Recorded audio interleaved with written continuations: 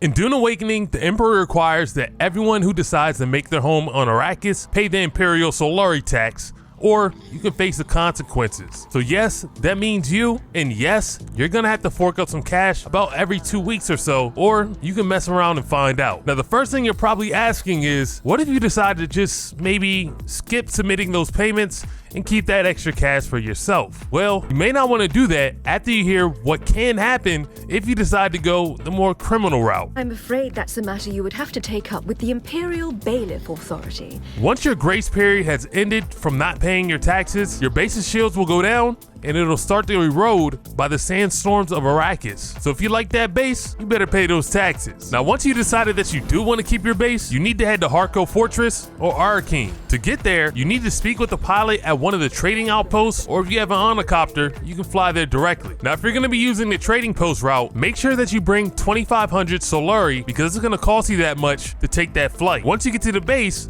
open up your map and look for the Imperial Tax Collector Trader. Head over to the location and speak to the collector. They'll let you know how much your invoice is, and if you miss a payment or two, you might find multiple invoices that you're gonna need to pay. Now you do have the option to make partial payments, or you can pay it all at once if you have all the cash. And if you're wondering where those taxes go, they go to the Imperial Treasury, and from that point, we have no idea. To find out the time remaining until your next required payment, you can see the countdown timer in the right corner of the screen. So make sure you put aside some money in your bank or your stash to make those payments. Hope you enjoyed this one and learned something new, and I'll catch you in the next one.